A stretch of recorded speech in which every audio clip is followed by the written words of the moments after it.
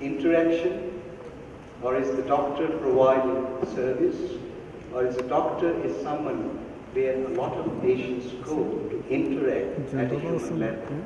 We don't have that. But this simple code raises a lot of questions for us as people are in the dialogue of cities. Why the people's intervention in the cities or future of cities is important, and how some of the work which has been earlier done and tested in India is very important for the future development, which is the essence of circles of sustainability. We would discuss, or at least Professor Paul James would give us some reference about the projects where these processes were applied and some of the outcomes received. But let me underline, the focus of circles of sustainability is about people. And without any further delay, I would like to invite Professor Paul James from University of Western Sydney to come and introduce the circles of sustainability methodology and give you some examples of why is it important for us to look at this process and people-oriented methodology. And I close by a quote from Mahatma Gandhi. The difference between what we do and what we are capable of doing would suffice to solve most of the world's problems. Thank you, Paul.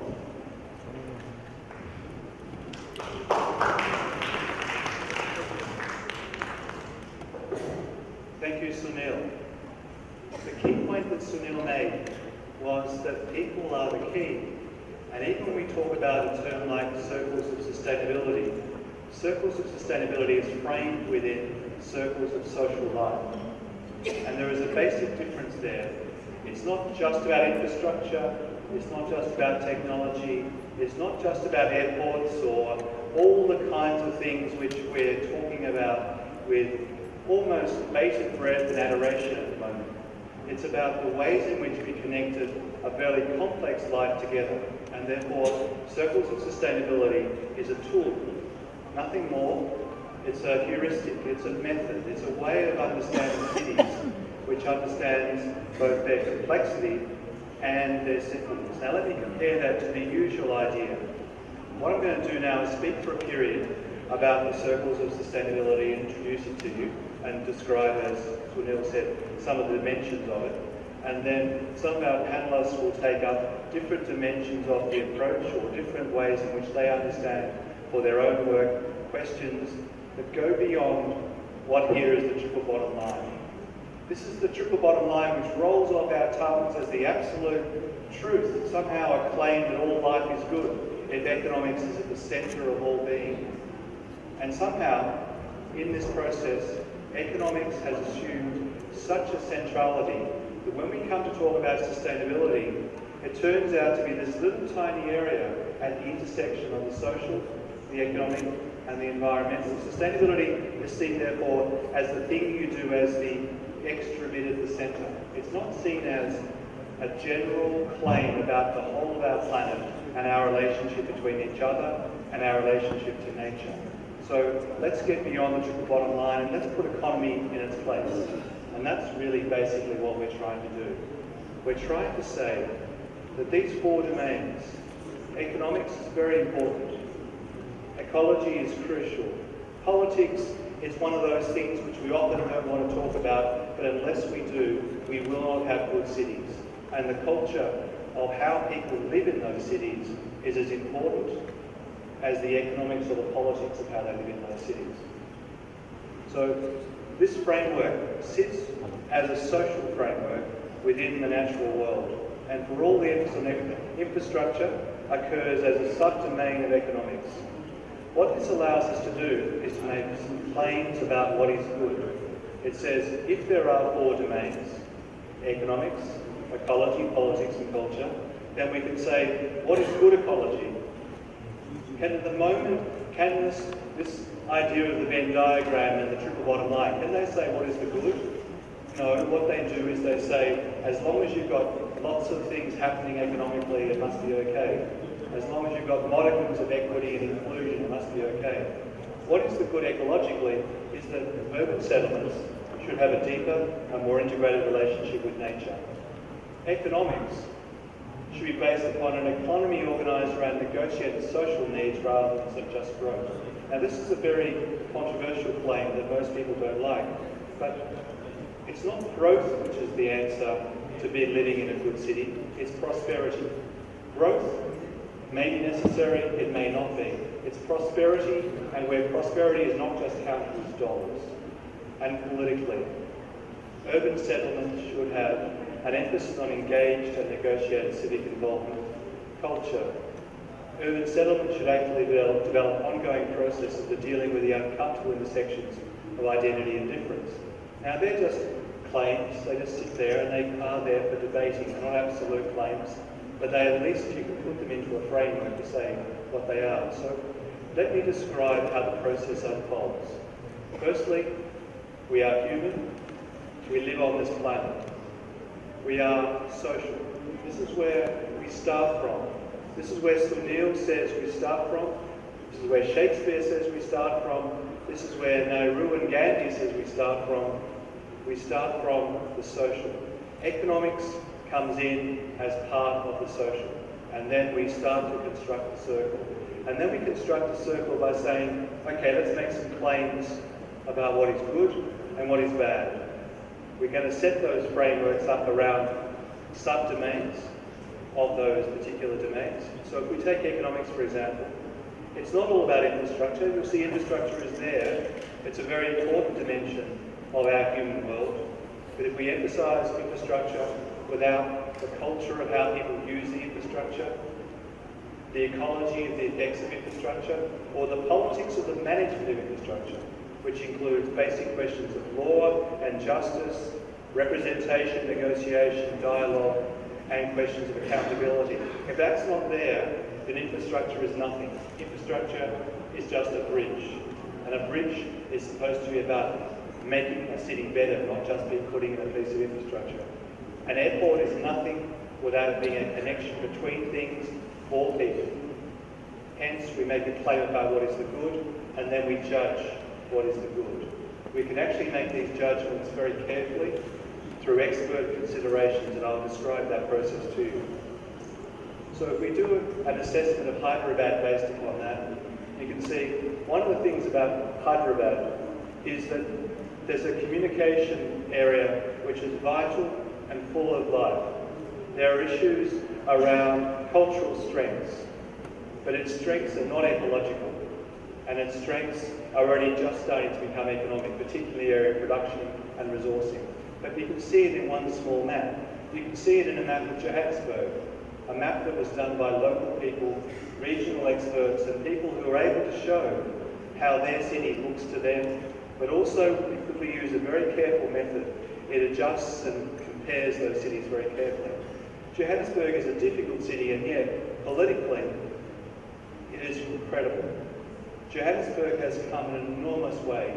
In the 30 years since apartheid, the politics of the place is dragging Johannesburg into a new world, a new situation of change.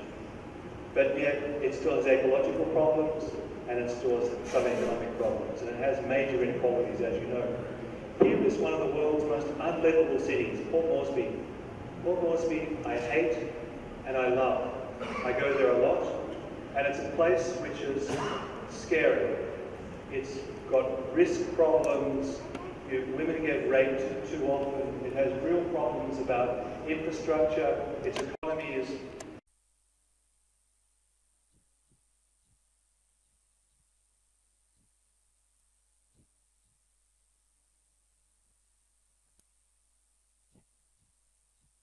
right at the bottom. And yet for people, including people living in informal settlements, their identity and their engagement is strong. It's green, it's good, it's going well, and for some people, life in that city is actually a very good way to live. And we miss out on those things. When we have the hierarchies, when we do the statistics, unless you have a framework which looks at the generality of what it is to be human as you live in a city, then you give a false representation. Under those representations, Paris, London, New York and Tokyo are the most important cities in the world, and the rest of us should give up. Under a different framework, the world's most livable city, Melbourne is the most livable city in the world. It's the city I come from, and there are 20,000 homeless people in that city, and still we are somehow the world's most livable city.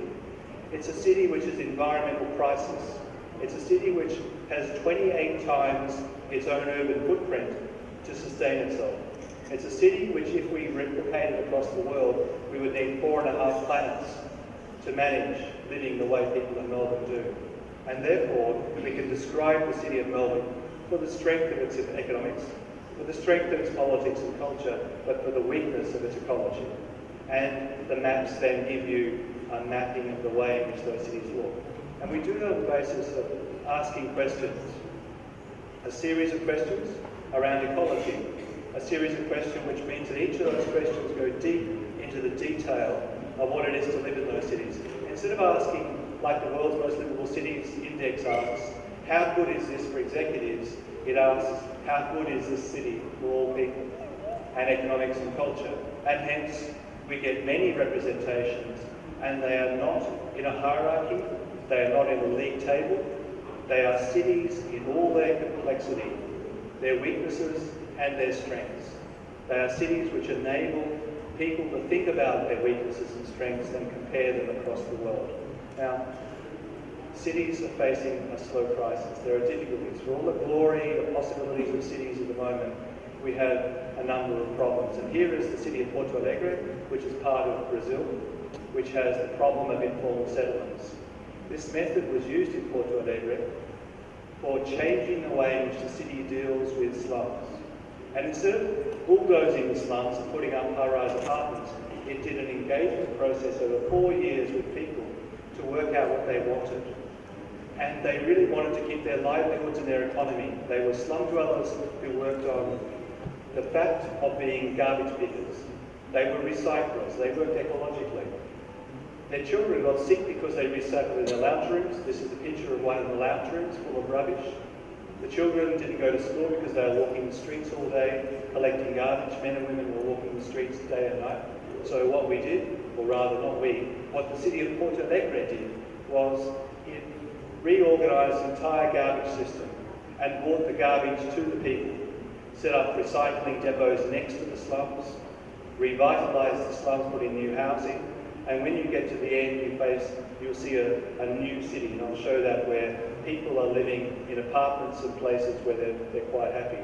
Again in Milwaukee, this is a western city, but it's a city which was destroying Lake Michigan, 20% of the world's fresh water, and they thought that big pipes were the answer. And what they found was that big pipes answered nothing because people just used more water. And because their sewage systems mixed with their sewage system and water outflow system, they pumped sewage into Lake Michigan because they never could have big enough pipes. What they found, very simply, was the culture of water and the politics of water, and the suggestion to people to work collectively together to use less water, even though they had this massive lake at their disposal. It was not simply a resource, and in not using the lake as a resource, but using it with care, they stopped the outfall, and they have reduced their outfall by about 8%.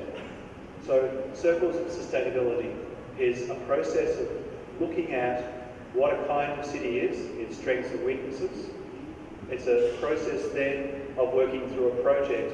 Then we set up a series of process management tools to commit, to assess properly what you need to manage your city, to define what you're trying to do, to implement your project, to measure, and to communicate. And these things are not separate. They've got separate dimensions to them, but you put them into a spiral where you're always communicating what you're trying to do. You're always engaging with people as you do it. And as you do that, you're always reassessing and redefining the nature of your project. And what we've done, therefore, is set up tools against this process. It looks very complicated, I know, but tools which help you. So what we're going to talk today about is our toolbox. I've presented in a very fast, very brief and circumscribed way one of those tools, which is the urban profile process. But there are many others.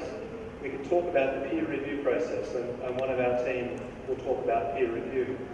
We can talk about the principles for better cities, which is another. What we try to do is put in place ideas for cities which will help them think systematically about their work. And one of those is the No Regrets Charter for climate change adaptation.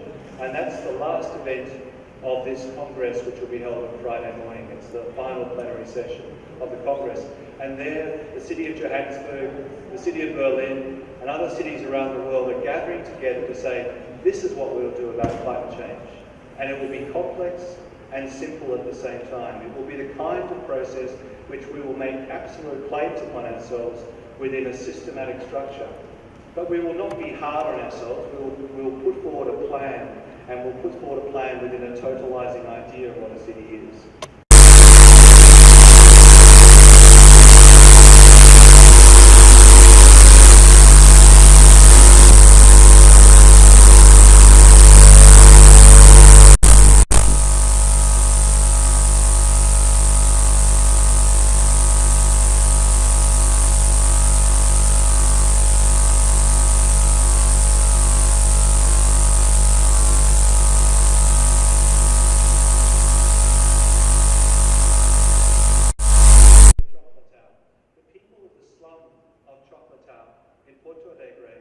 Said, we want to stay together and move together. Now, the story is not as, if I had more time, I could say the story is not as rosy as what I've set out here, but off to the side, off to one of the sides here, is the recycling depot.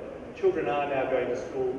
There is now a kindergarten school, there is a playground at the end, the graffiti artists are there, the dog collectors and the stray dogs have been brought into this area. The whole cultural change. Here is one of the deep failures, I think. I shouldn't say this quite so strongly. This is the first application for a McDonald's outlet in Chocolatetown. A deep failure, I think, because it shows that people are thinking, if we want to have food, we have to go to a big corporation to get our food, rather than growing it in their own backyards or thinking about their relationship to their own agricultural setting in the immediate hinterland. Nevertheless, Residencia Chocolatao is a better place to live now for all its weaknesses than it was previously. We have set up a website, and this website we're just working on this website at the moment, takes us through the process. It takes you through the ways in which we can look at how sustainability works. Simple, www.circlesofsustainability.org, and then a book has been finished. Now, interestingly, the book has been written by many people. It only has a few people's names on the cover, but it's written by many of us, including a number of people in this room. So, in briefly finishing that introduction, I thank you all, and now we come to introducing the people who are doing the real work, the people who are working in ways that have made a difference over the last few years. Now, I need to keep the introductions fairly short. The first speaker is Mary Lewin. She is the manager, was the manager of international affairs for the Department of Planning and Community Development in Melbourne, and a research advisor to the UN Global Compact Cities Program. She was a major figure in Metropolis and still is a figure of enormous influence. Her work across the last few years in connecting cities into India has been important. Please welcome Mary Lewin. Just to keep it short because we have very little time, but what I would like to do is give you a brief outline of the Metropolis initiative on integrated strategic planning and public-private partnerships, which I've had a distinguished pleasure to lead in partnership with Paul James and the National Institute of Urban Affairs in India. The initiative focused primarily on the challenges facing Indian cities in meeting the demand for basic services in an increasingly growing urban environment. An important aspect of this initiative was building of multiple partnerships with all the relevant stakeholders, involving them in each stage of the planning and implementation of major infrastructure projects. Such partnerships require a holistic approach that encompasses all the domain of the circles of social life methodology, as mentioned by Paul, the economic domain, the ecological domain, the political and cultural domains. Implicit in this methodology is the belief that all segments of society benefit when all the stakeholders are involved in the planning and delivery of essential infrastructure. This Congress, in fact, marks the end of the initiative. During the past 3 years, we organized several training workshops with decision makers, technical experts, and key practitioners in many cities around the world, including a number in India, which were hosted by the NIUA in Delhi, and during which we were able to further fine-tune the circle of sustainability methodology. I do not intend to go into the details. You've heard quite a bit in the introduction from Paul James. And outcomes of those meetings and workshops are available on the Metropolis website. The feedback to date has been very encouraging. However, I will be remiss if I did not share one salutary lesson, and that is that political ownership and commitment supported by financial resources are absolutely essential in delivering policy promises and implementing strategic plans. Although this initiative concludes formally today, I feel confident that we have started something that is developing a momentum, and that the methodology will become a standard strategic planning tools with member cities of Metropolis and maybe even more. I'd like to take this opportunity to acknowledge the great support from all the people and organizations that participated in this initiative. During the past few years, I've had the distinct pleasure of working with some great people with fine minds. I am totally humbled by their expertise. Thank you. Emeritus at the Rick School of Built Environment. He was earlier a Dean, Professor and Head of the Department of Urban Design at the School of Planning and Architecture for over 2 decades.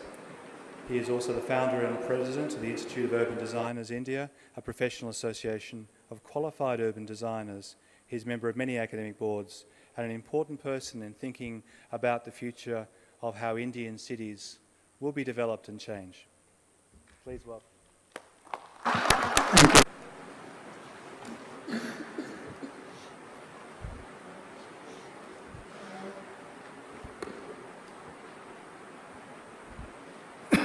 Good afternoon, everyone.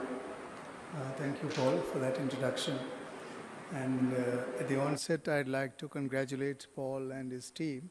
There's a long list of people who worked on this concept for bringing out, for the first time, a method of measuring or looking at the performance of cities from some very culturally significant point of view.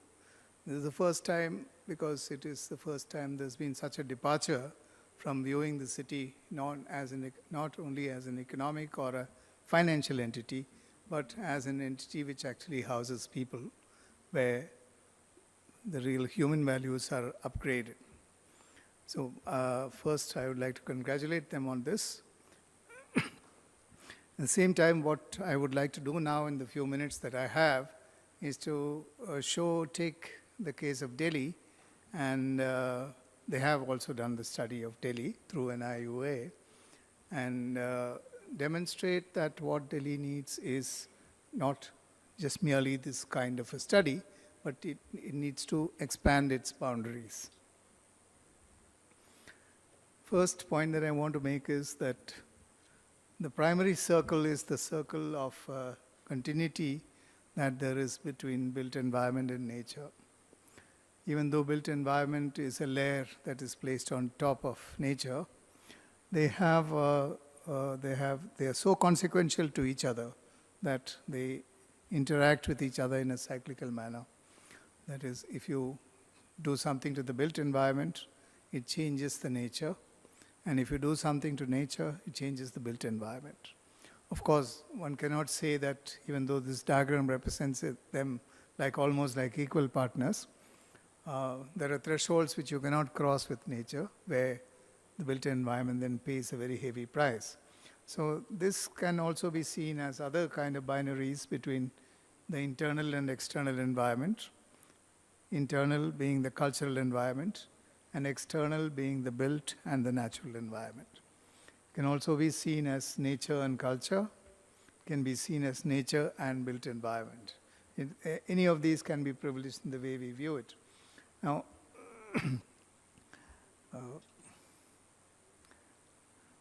now I'd like to come very directly to the issues about what's been done on Delhi. This diagram to me seems to measure more the performance of the city from certain perspective, that is, looking at human activity and looking at the consequences of human activity, because it privileges culture, politics, and economics. Three of them are human activities. And the natural side, that is the ecological side, is one of the quarters. And many of the activities which are coming under that category is also based on the human activity. So the point that I'm trying to make is that in the case of Delhi, the analysis needs to demonstrate their sustainability or compactness of Delhi. It does not do so in this case. We need to look at sustainability of Delhi as something that's dependent on the ecosystem of the sub-region. The key word here is the sub-region. I'll go on to demonstrate that in the next slide. The natural systems are connected across the city boundaries and impact the sub-region systemically. That is, if you use too much pesticide in the next state, we have polluted water in the aquifer in Delhi. So natural systems do not recognize these boundaries of what is a city and what is not a city, because they go right across or pollution for that matter, or forest cover for that matter. Any of those issues are actually systemic, and they are interlinked completely, and they do not recognize the boundaries that we define within a circle. So we need to go beyond that and look at how, as a subsystem, the whole agglomeration of settlements around Delhi function. This is a diagram to represent that. It's by no means an explanation of the geographic locations. Delhi has 17.4 million in the last estimate they made, and all these other cities are 1 million and above. Many of them are 1 million and above. So it's actually a large conglomerate of cities, and they function together. On a daily basis, there is commuting between these cities. People live in one place, commute an hour and a half by car, and go to the next city to work. They come back in the evening, or they go somewhere for entertainment. They come somewhere for hospitalization. They go to university in another town. So it's a completely interlinked system. And unless this entire system is studied together, we cannot yield actual measurement of how the whole subsystem or each city is performing. This is not to say that there should not be studies for each of these towns. We need to study these towns separately, as well as we need to look at the interceding spaces and the connectivities which actually link them, both in terms of functional terms as well as in natural systemic terms. So I have a few suggestions to take this forward, this whole cycle of sustainability, how it could be taken forward from a sub-regional perspective. First is we need to redefine the parameters in the circle of sustainability to privilege economic factors and vulnerabilities of cities. Vulnerability is something that's not come into these parameters, and I would strongly suggest that we should bring in physical vulnerabilities like floods or any other kind of earthquakes or any other kind of disaster that occurs in these towns, and that's an important factor for defining the livability of a town. The second thing is that we need to commission individual studies for all cities in the sub-region based on common parameters and data framework. I say common parameters and data framework because this sub-region has actually got 3-4 different states coming together. We have Haryana, we have Uttar Pradesh, we have Delhi, and we have parts of Rajasthan coming together in what we call the NCR board. Now, in this system, each of these states, urban development is a state subject in India, and each state adopts its own standards and frameworks for the data that they bring about. So if we have to develop any kind of comparable study and we have to look at how common impacts are occurring, we need to have a common database that is given to all these cities when we collect information. Because that information base is one of the key issues in India, because we don't have proper recorded information, and especially since different states are involved, they collect information using different parameters. So we need to assess the sub-region as a collective galaxy of cities, not as an individual city. We need to envisage a collective destination of investment and growth for the sub-region within the boundaries of sustainability. Now, what is now commonly known as NCR region in India is one of the biggest investment destinations. There's a huge amount of building activity, a huge amount of real estate speculation. Lots of forests are being cut down every day by different states. Yeah, I'll just finish. Yeah. Lots of forests are being cut down by different states. And there's a collective impact which is felt in the entire sub-region. So if we want to look at sustainability, we need to look at these collective damage that's being done through development. The last point is that similar clusters of cities along fast developing linear corridors in India. You've just seen some of the projects that are coming up in other parts of India. I'm talking about a kind of circular kind of configuration of cities, but there are also these linear configurations which are coming up in a number of places. There are, for instance, certain corridors on which there are 14 new towns being proposed on one corridor. So there are lots of such corridors happening, and we need to urgently extend this study to these corridors and look at them as subsystems which need to be evaluated together. That's about all the points that I want to make. Thank you, Paul. This is just by way of suggestion of extending the idea to more areas. Thank you. Thank you.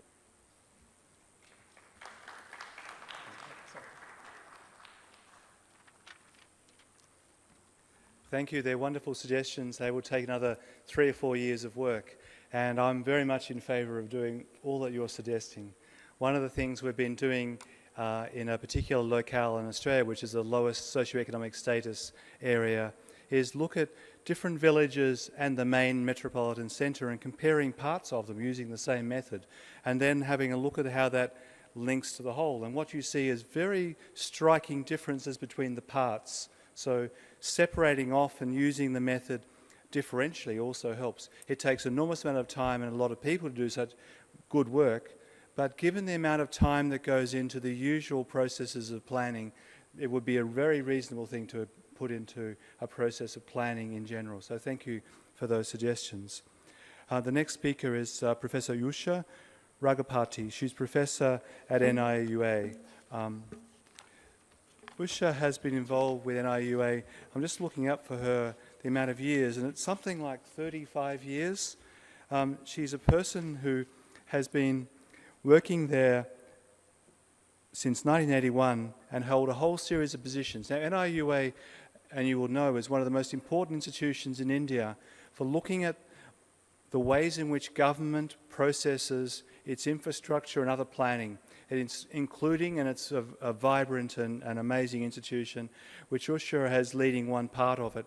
And in doing work on things like climate change, they are making major difference in thinking about Indian cities. Please welcome Ushra.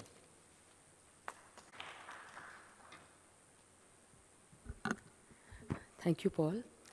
I'm going to be very short, so I will stick to time. What I'm trying to bring in here is the circles of sustainability, like Paul had mentioned and Mary had mentioned, that with NIUA, this whole methodology was worked upon, and the one he showed for Delhi was also done at NIUA. So,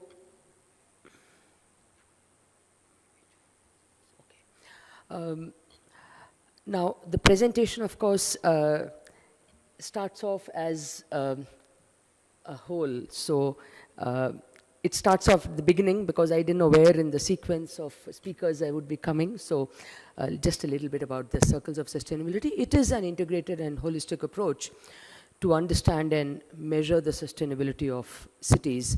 And as Paul had mentioned, a number of cities he's worked in, and he showed the results of those.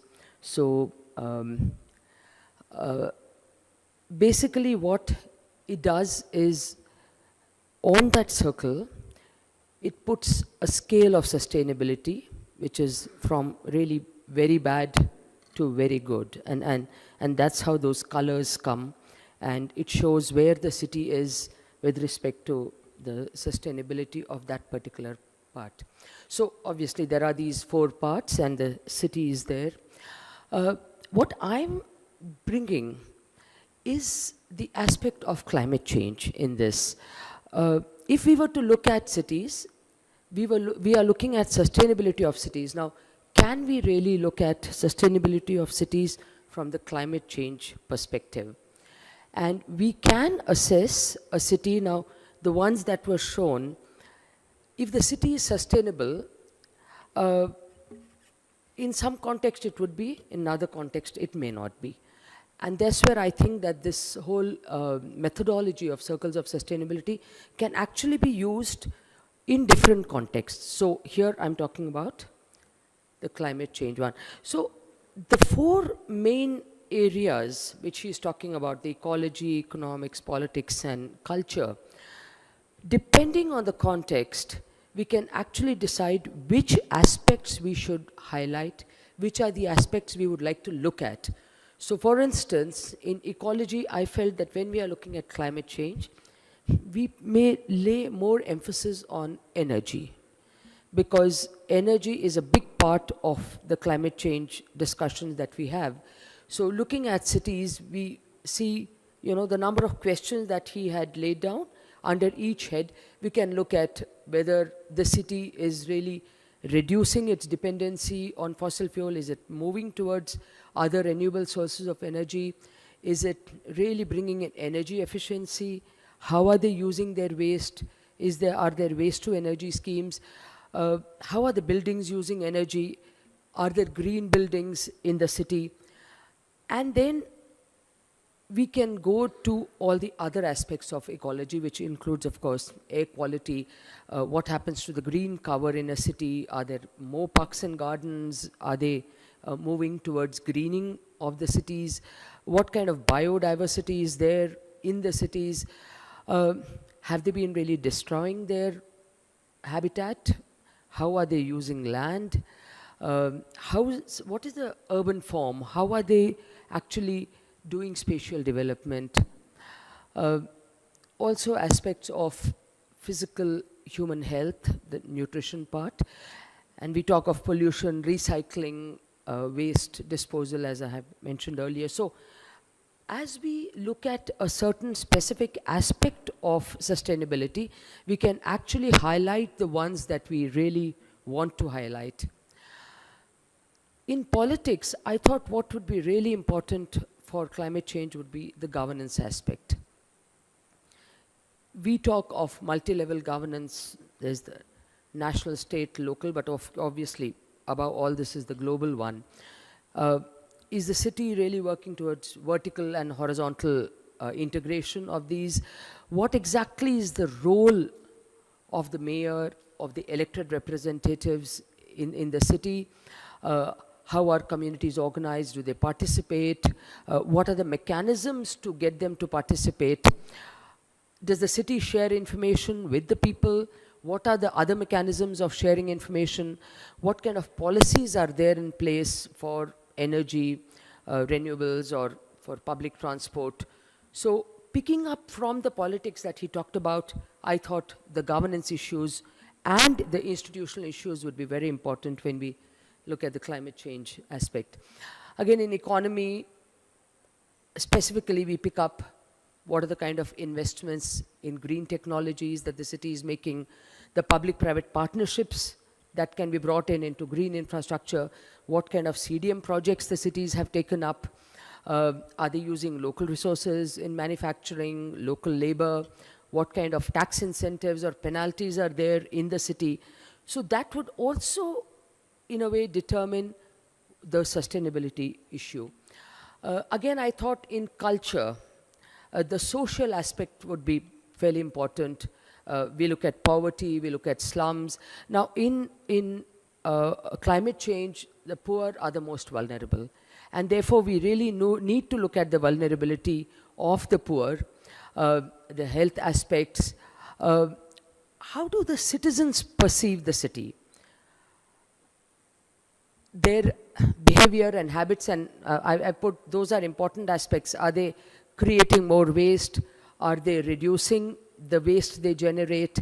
Are they using solar energy? So in each of these four aspects that he's talked about, we can really pick up the specific ones depending on the aspect we are looking at. So circles of sustainability can and is a dynamic tool, and the four same concerns that he has mentioned, we can in each emphasize something different. We can pick up new areas, we can add new aspects. The cities we are looking at, they can decide which aspect is more important for them. They can add new aspects, and people can participate in it, and they can refine this. Now, something like urban risk management, which we have not brought into this directly, those would be important. And as he mentioned, floods, for instance, in cities, if flood management is very important, that can be brought in. So basically, I feel that it's a dynamic tool. It can be used for any of the aspects that we want to bring in, and we can get more aspects working on this and make this a dynamic tool. So the circles that he's talking about will keep changing over time. Thank you.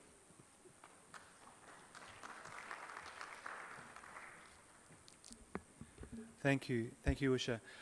The key dimension that Usha is talking about is that while it has a basic and global framework, the circles of sustainability approach can be changed from below. And that means that, for example, when we're setting up indicator systems, and the importance was recognized by previous speakers, that is that indicators, metrics are quite important, but cities develop their own metrics. They have their own basis for making those claims about what is important in their cities. And what needs to happen is they're systematically organised. What the method allows is for taking those metrics and putting them around the circle and showing how they fit together. So the next speaker, or set of speakers, and Barbara Benninger will introduce the other speakers, come from Berlin, who have been developing parts of this model in a very strong and consistent way.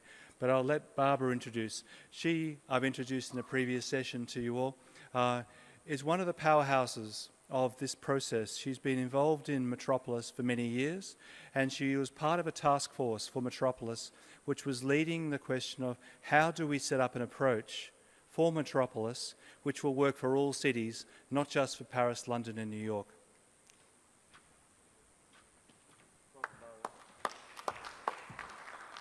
Thank you, Paul. Whenever I'm around the world with Paul, I feel much better than when being at home working. I become a better person when I'm announced by him. Thank you for that. I guess we are witnessing a shift in human history at the moment, because I guess we are witnessing a shift towards the cities. The cities are where the future is. And the cities are in a permanent competition with each other. These things make that cities are endangered to lose their focus and their human-oriented approach. Because there are so many problems to be solved, and there are so many challenges.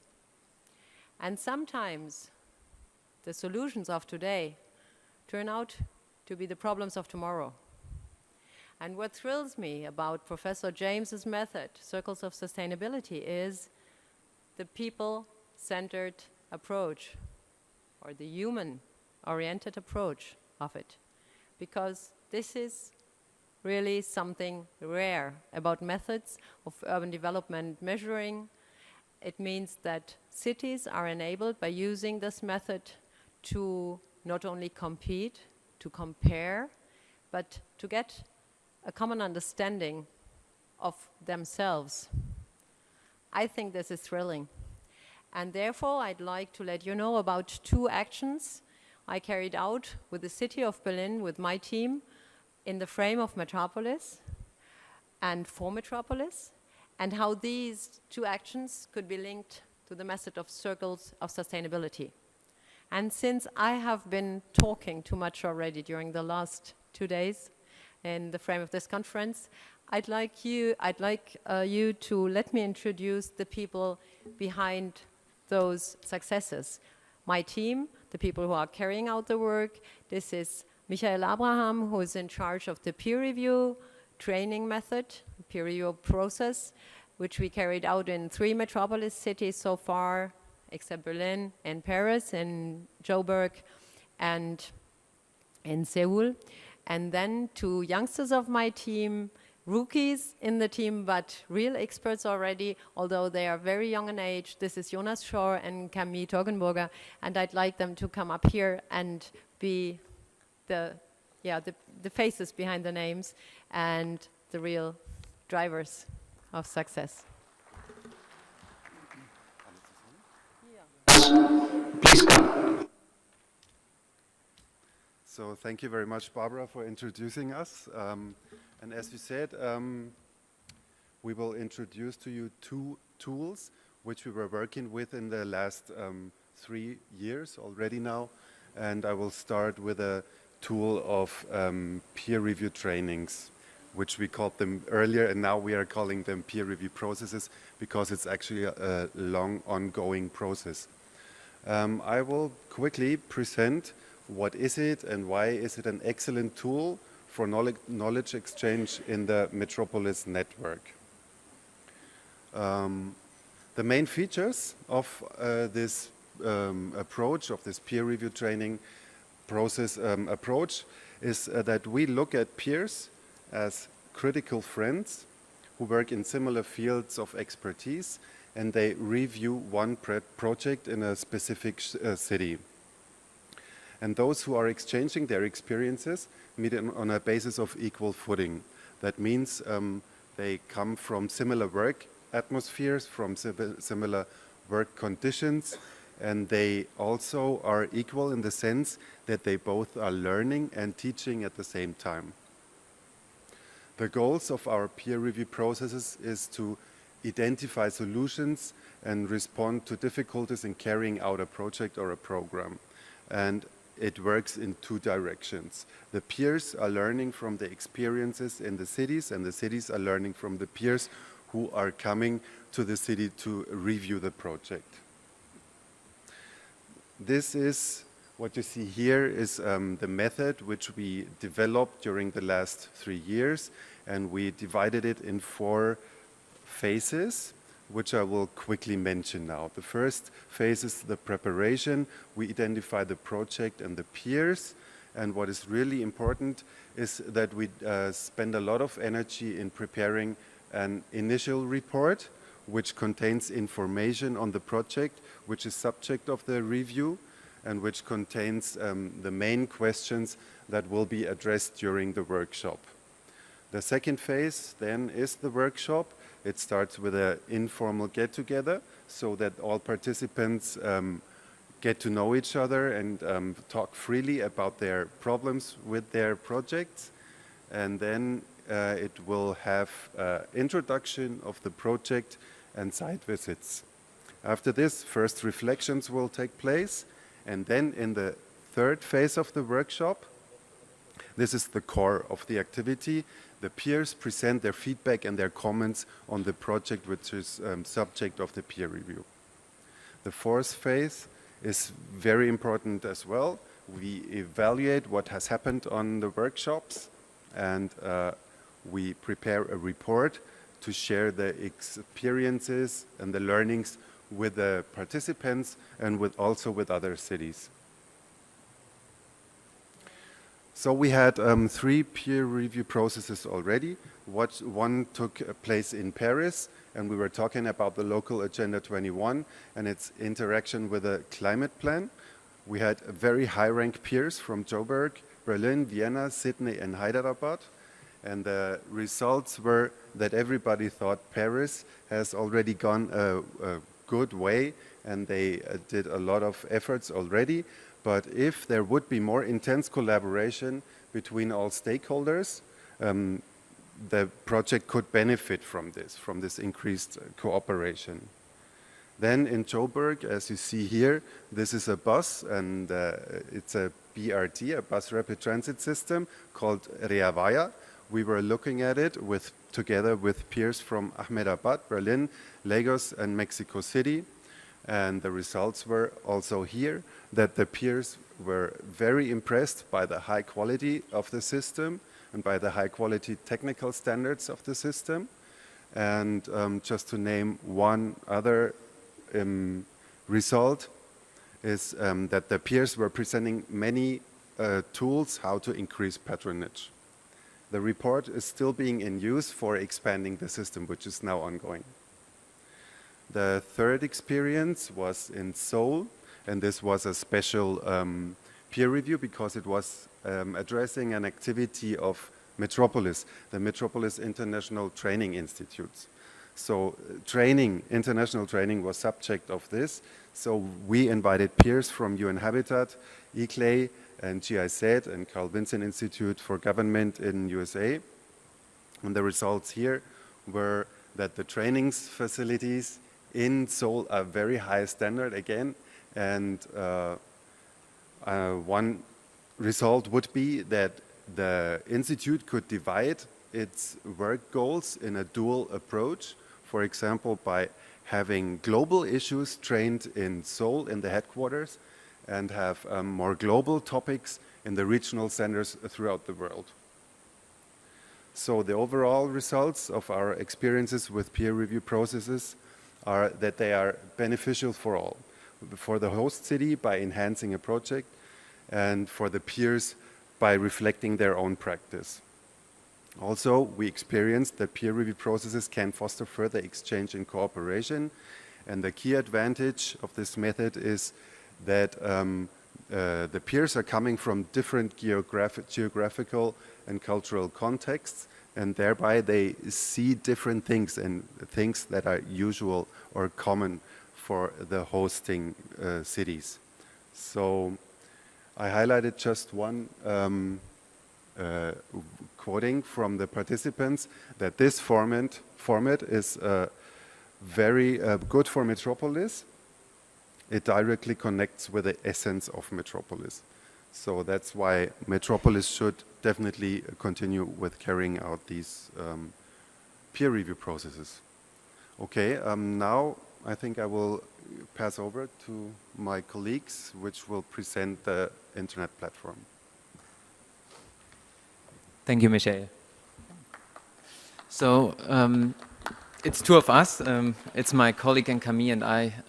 We would very much like to introduce a second tool that we developed in Berlin. And it's called the Policy Platform, Policy Transfer Platform. And it's an online tool to share good practices and also connect experts. So this is actually an idea that Berlin has carried with it for many, many years now, and we are very excited that we now finally managed to put it into action, implement it, and also launch it here at Hyderabad with you. So to give you a little bit of the background, when we started conceptualizing it, we always had the feeling that there are so many interesting projects and policies happening in Metropolis member cities, but often you are not aware of it. Often you only find out about a really interesting initiative once it's too late or once you have finished your project. So it's really about how do you find the hidden gems in the projects, in the network that Metropolis provides.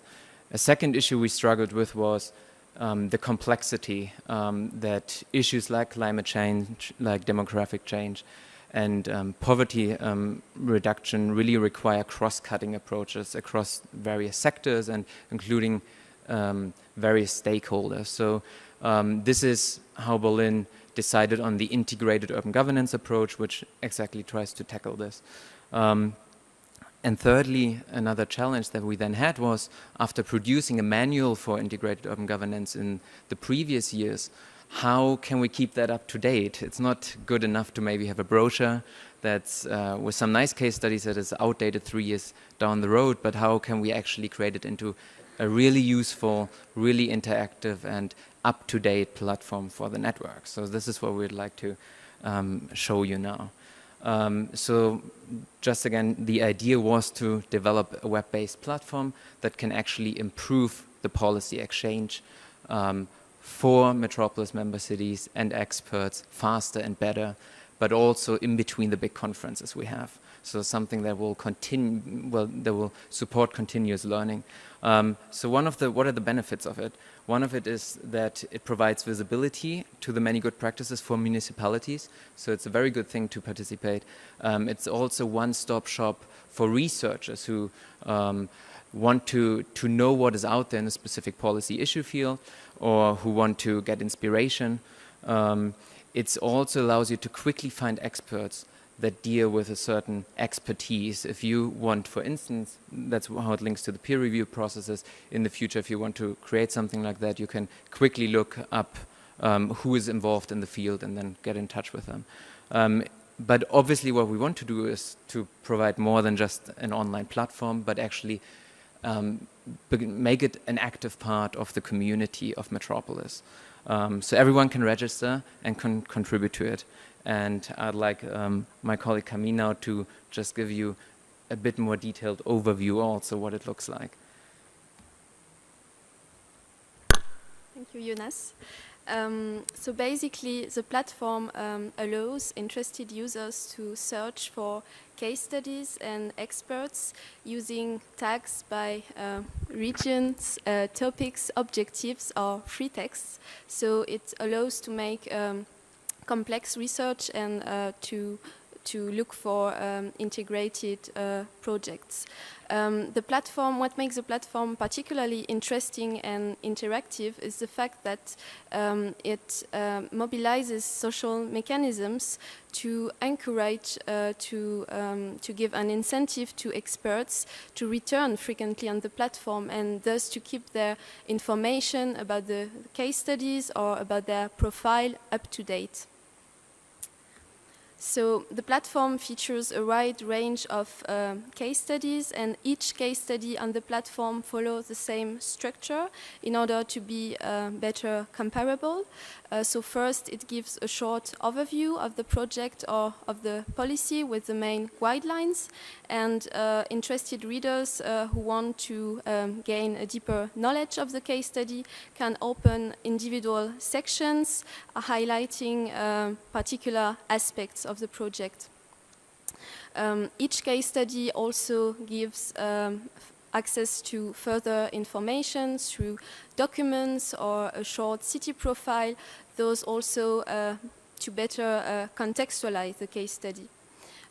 Every new case study on the platform is reviewed by a community manager in order to guarantee the coherence and relevance of the information displayed on the platform.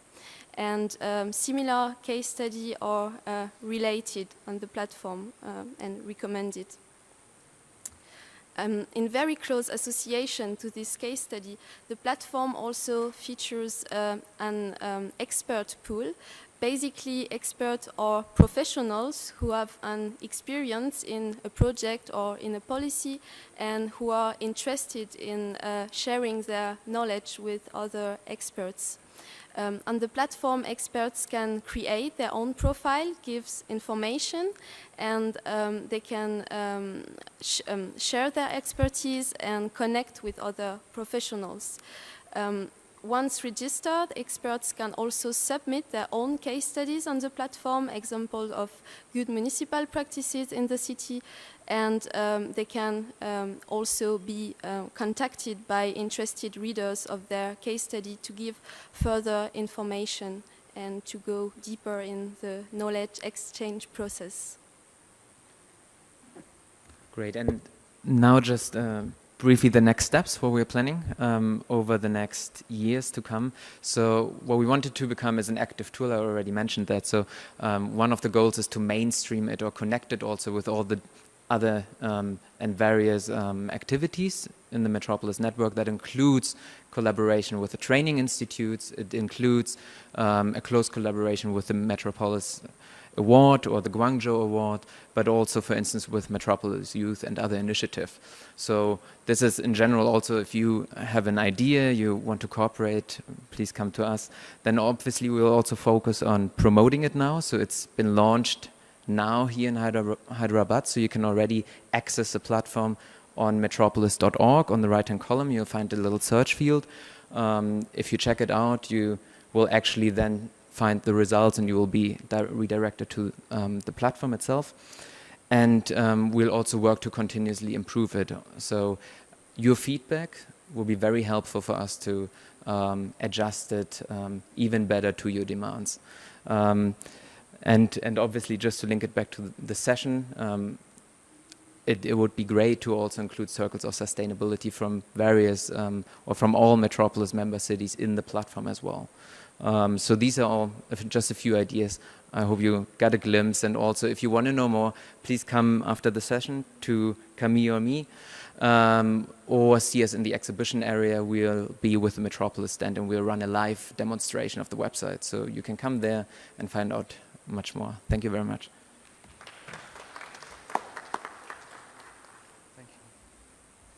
It gives you a sense that this is a large and cooperative project.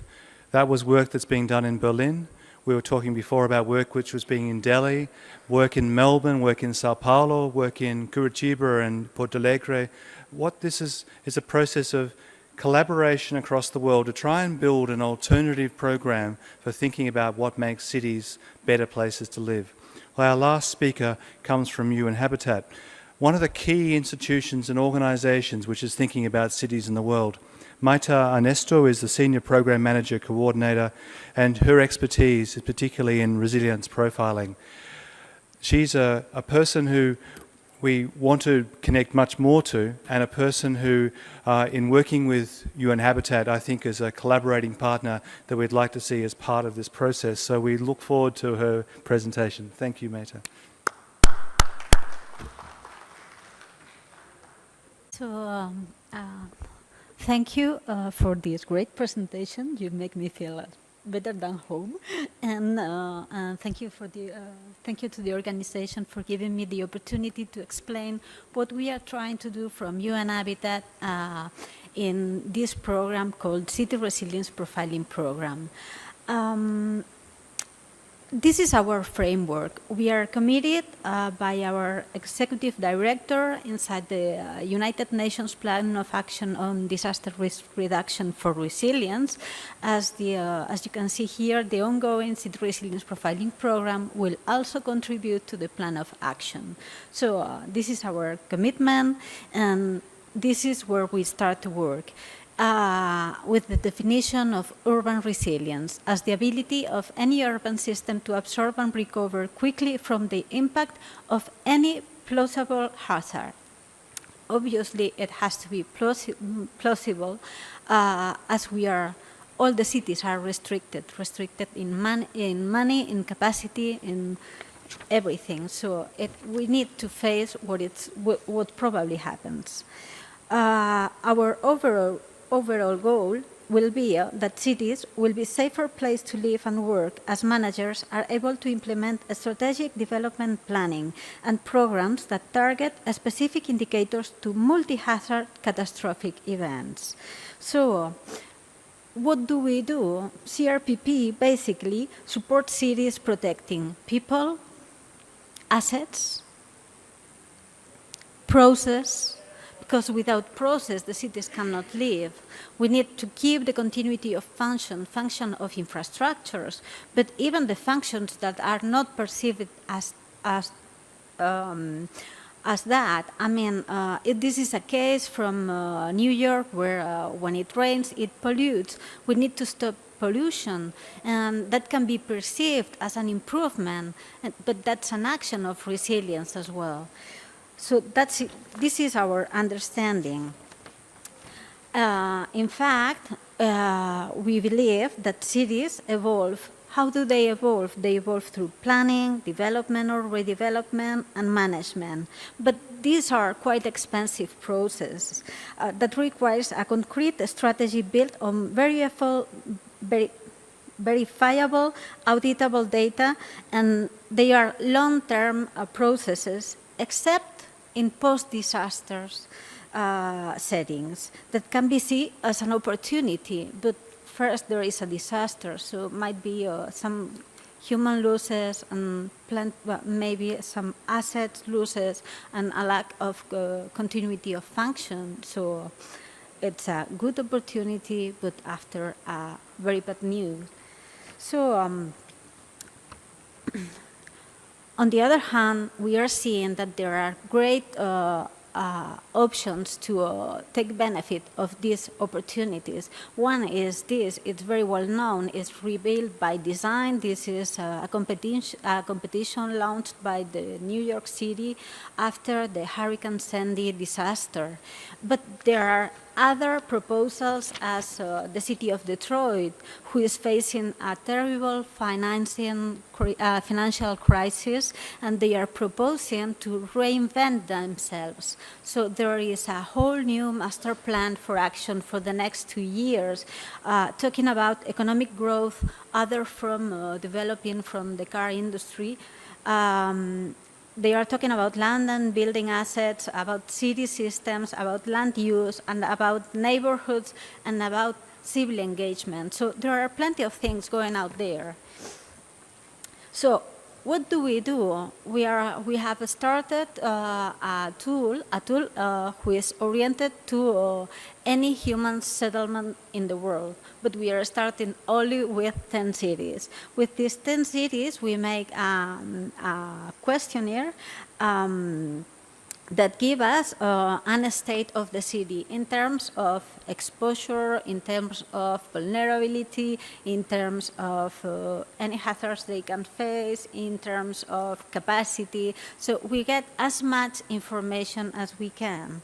And this information, well, once you get the information, okay, you know where are your problems, but you didn't move towards a solution, so you need to get some directions. These directions are the resilience action plans.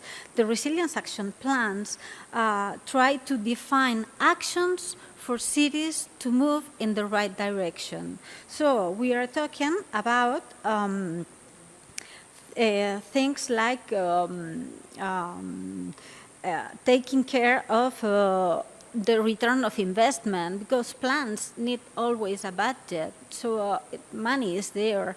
And this return of investment has to focus in 5 elements: in projected population growth, in projected infrastructure investment, in projected value of the non-infrastructure investment, in city projected rate of GDP growth and the contribution to national GDP, and the identification and value of new market opportunities based on the city's new risk profile.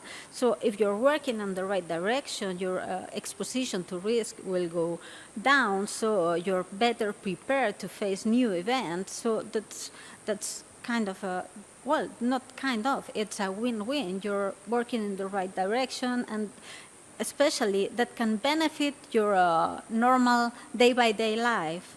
They can be perceived as an improvement of your normal systems. So once you get your return of investment, once you have put the money inside the equation, you can access also some other new forms of funding that can help you. We are developing, in collaboration with the Credit Worthiness Academy, some standards to help cities to get funding to prevent from events instead of acting after disasters. And all this process, it's a process, so there is a component of time that has to be included, so we need to do a monitoring of the system. So our program in concrete works with these 10 cities, and the important thing is what you can see here, the hit of disasters in the last 5 years compared to the inversion in prevention in the last 5 years. So if I can come back to this, you can see that there is a great benefit in investing in resilience. So what are our other activities? Well, one of the things that we have realized is that there are plenty of organizations developing standards for resilience, working on measure resilience. And these are some of the organizations that decided to work together towards common standards. And the goal of this collaboration is to facilitate the flow of knowledge and financial resources necessary to help cities become more resilient to disruptions related to climate change, disaster caused by natural hazard, and other systemic shocks and stresses, including socioeconomic challenges associated with rapid urbanization. Thank you.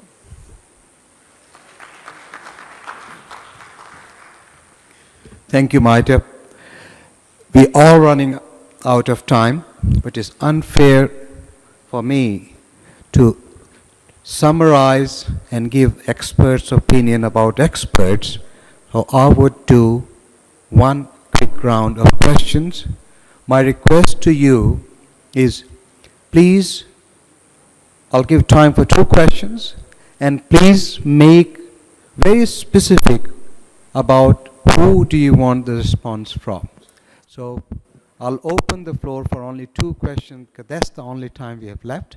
So Mr. Baral, you have a question, please. Could you please give a mic to Mr. Baral? And please indicate who would you like this question to be answered from.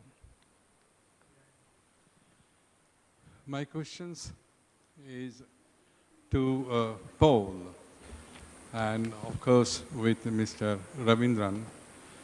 I think I have properly pronounced. I relish the presentation of Mr. Ravindran in the practice, in the conception of sustainability. Then I was less convinced about course, because course to me is just a mere theoretical, because out of my practical experience over the ground, 40 years. And secondly, another thing is this disasters management, addressed to Maria. Maita. I think you are Argentinian, no? Okay. The disasters, we take it as a sort of coming from the top of the sky. But disasters, we must not forget, is a man-made. The moment we start intervention on nature or its ecological or geographical system, we don't take the measure of its impact. And that the disasters come when we said, oh, it is disasters. I worked with tsunami disasters program. I worked with Gujarat earthquake program. And why it is so much the destruction? Because we let the people to develop unfit for development. So I think we should change our when we take a development, we must take care that what is its impact, whether it is suitable for development, and who is going to pay for the development in case of disaster. Thank you. Thank you, Mr. Ral. Paul, can I please request you to respond to this question?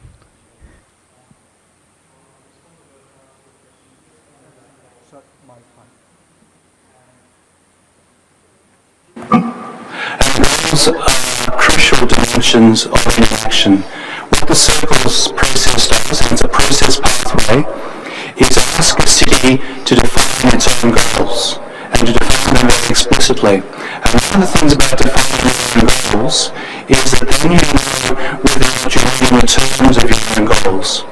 When it's set up in the first instance, it starts with what is your main goal, and then it asks what are your objectives within that goal. And in the process pathway, and you notice the refinement question, the question of how do you define what are your goals and critical objectives, it then presents through the way in which you ask yourself the question, what are the critical issues associated with your goals? And if you don't ask that question and answer those things for yourself, then the project becomes a very open, very general, very generic process. By looking at those critical issues, and one of those critical issues would be becoming disaster resilient. If you want to become a disaster resilient city, you treat it as you have described it, as a question of the social conditions of resilience, not just as a question of how good is your infrastructure or how good have you managed to stop the cyclones, because cyclones cannot be stopped, tsunamis cannot be stopped, but what can be stopped is decisions made by cities in relation to critical issues like where will we build, what will we build, and who will be living in those places. Thank you, Paul. There's time for one other question, and it is my request that if I can get a question from someone either from Hyderabad or working closely with Indian cities. So can I have someone from the local perspective? And if not, I would probably nominate someone from the floor. Which one would you prefer? I would then nominate Professor Chetan Vaidya to ask us a question. As to that's why I thought. Sorry, can we have just a mic to Professor Chetan Vaidya, please? Paul, we with Katie and Usha and others, and also with Mary, have been involved with this project on, I think some issues were this whole circles of sustainability. The issue is, how do you take care of sudden changes like a metro rail process, or how do you take care of things when suddenly the land use plan or the master plan is changed? How do we sort of incorporate it in this impact assessment? Thanks, Chetan. Paul, if it's okay with you, can I take a slight different lateral view and let Katie respond to this question and utilize the tool? My apologies. Katie, to you. Well, I can only give a general answer, which is that this, in its current form, as Paul and his team has put forward, this is actually a framework to look at cities. It's not really the answer as to how each city should be looked at, and it's not cast in stone. So, like he said, every city has to invent its own parameters. For instance, if you take the case of Delhi, one thing is about the flood that comes from the river. When the river swells up and it floods this, it can flood the city. It hasn't done so for some years. The other is flooding. Flooding is a common malaise across many metropolitan cities in India, where you have, whether you take Bombay or Bangalore or Chennai or Delhi or Calcutta, we regularly have flooding on our streets because the plan has been done in such a way without paying any respects to the land profile. So the surface drainages are all worked out in the wrong way, and that kind of flooding is very much a man-made flooding. And for instance, when we are looking at Delhi, apparently parameter like that would become a critical parameter to be put in. Or if you're looking at Bangalore, you're looking at Chennai, you're looking at Calcutta or Bombay, you have to look at flooding as a parameter for quality of living because it paralyzes the city, it spreads diseases, it destroys the services networks, it has vast implications on the quality of life in the city. So what I would suggest is that there should be a kind of open discourse between people within each cities to establish the parameters which should be worked out for assessing the performance of that particular city. And that will give us a more realistic framework than taking one framework which they've already developed as the final framework to which every city should be applied to. So this is the suggestion I have. This is the answer I can give on your... Thank you, Katie. Thank now, you. Paul, I would like you to respond. Taking Chetan's proposition, how can Circle of Sustainability assist with some issues in India? In the examples that you gave, Chetan, and in your response, Katie, it takes into account that a profile is a singular temporal time, and what you're pointing to is that things change. As part of the process, and we described the toolbox of things that are available on the process circle, that's just one tool. That profiling tool is one tool. Another of those tools is a scenarios planning tool. And that entails, as you describe, putting people who are local experts who know the very particular things in a room and talking about the expected and the unexpected. And in particular, focusing on what we don't know, trying to understand what are the kinds of events or processes or changes that might impact in a very serious way on the fixed idea of a singular circle. So that's why it's called circles. And that's why it's an iterative process. It goes around and around and it comes back to reflect upon its own activities. And so when you get into such a process, a couple of days of planning around the future, you set up a series of scenarios and different trajectories. You're not trying like a futurist to predict the future. You're trying to say, if this happens, how might we respond? If this happens, and trying to actually project the very unlikely but very terrible possibilities of things which are major disasters also impeding upon the city. So as a method, it's a very carefully constructed method. Not just a series of tools, but each of the tools connect together. And without all of them working together, including in the locality with local experts who know about their own cities, then it won't work. Thank you, Paul. That concludes the session, and it is my request to all of you, if you please visit the website, use the tool to how small or large project you are working on.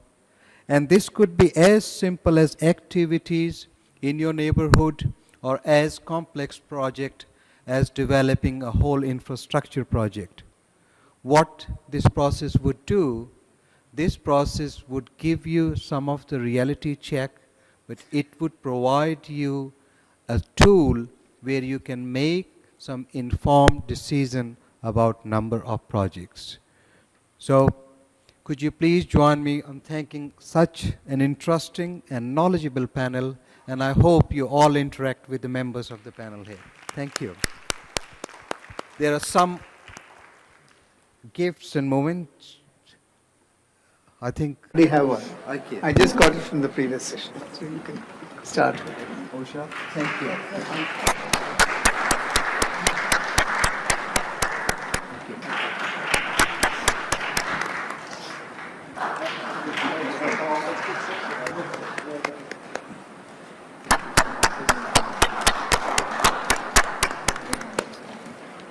This is a very special one for me.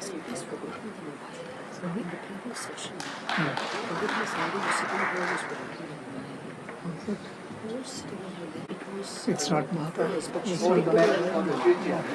not This must be left.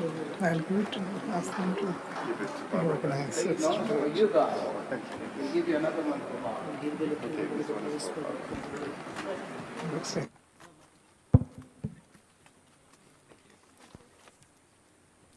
Michael.